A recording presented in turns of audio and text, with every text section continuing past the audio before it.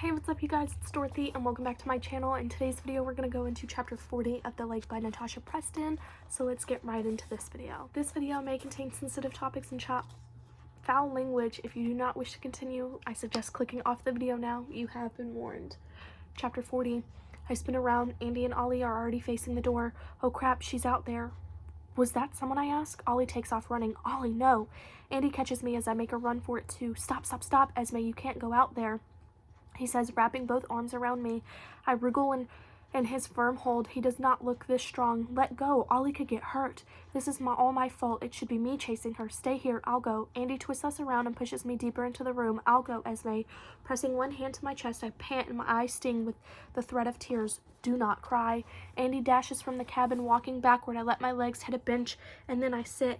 I take a long breath and release it slowly as my head swims. This is all getting to be too much. If Ollie gets hurt because I wouldn't let go of my secret, I'll never forgive myself. Kayla and I need to have a chat because we can't keep this up. We can't let someone else get hurt because of what we did. I watch the door, willing Ollie and Andy to come back. Maybe I should follow them. My getting lost in the woods isn't going to help anything, though. I've done that already. What if Lillian's leading them away so she can get to me? Calm down. Breathe. With my heart racing a million miles an hour, I get up and walk into the kitchen. The cupboard with cleaning supplies is padlocked for safety. I twist the numbers 945 and the lock springs open.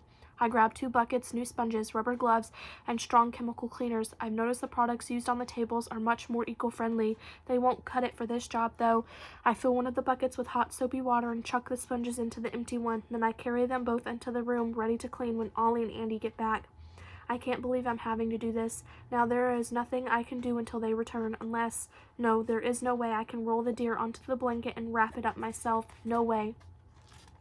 My eyes slide to the deer. It stinks like death, all musty and gross. I can't sit and do nothing. I think about the last time I was this close to a dead deer and steel myself.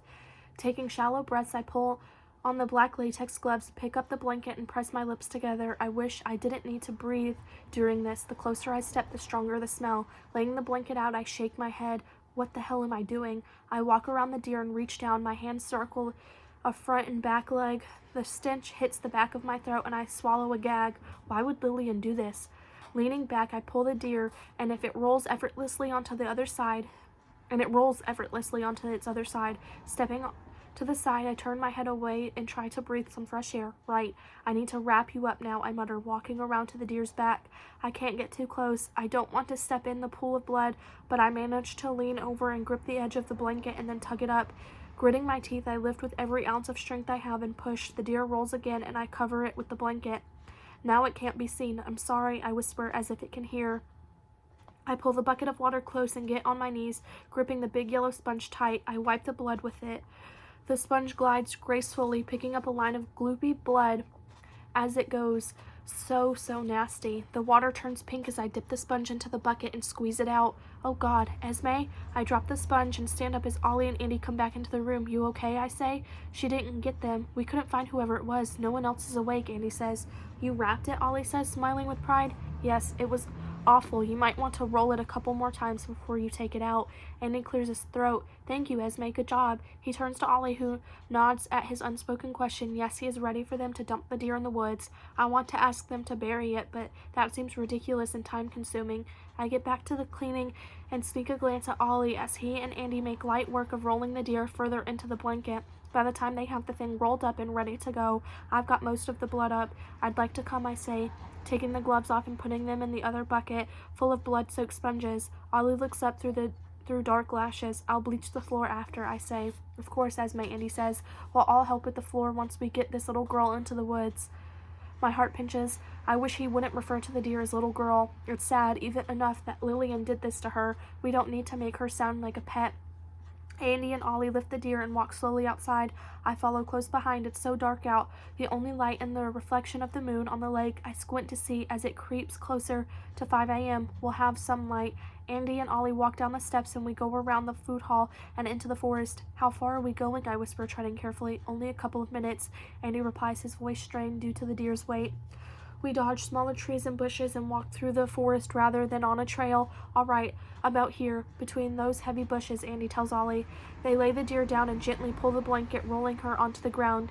Andy gathers the blanket in a ball and sighs. How has it come to this? I dip my head, guilt stabbing me in the chest, feeling Ollie's intense gaze on me. Does he want me to fess up right now, spill everything about that night to Andy? He must suspect there's more to it. Let's go back, Ollie says. We can discuss who, what, and why later. He says it to both of us, but I know it's for me. We head back to camp in the dark. I breathe easier the more distance we put between us and the deer. Are you okay? Andy asks. You should never have to do that. I nod and Ollie tells him he's fine. If you need to talk, my door is always open at CIT's. None of what happened tonight is your responsibility. I appreciate you helping me take care of it. No problem, I tell him. I don't really feel like a CIT anymore, Ollie says. Yeah, me neither. I've got to say, you don't seem like it either. There has been so much more that you've had to deal with than any other CIT any other year. All of you have taken on every challenge with grace and maturity. You're a credit to this camp, Andy says. I'm a curse to this camp. Ollie and I glance at each other, then I look away. We're both thinking the same thing. It's my fault this is happening in the first place. We get back to the food hall and put on rubber gloves. We need this place clean and sterile so that everyone can eat in here in 4 hours and 30 minutes. I get onto my knees with tears in my eyes while Ollie gets a new bucket of water and Andy chucks the blanket into the trash. There's still a wet sponge on the floor near the trash bucket. I pick it up and freeze. Written in blood are the initials LC. That is the end of chapter 40. I will see you guys in the next video. Bye.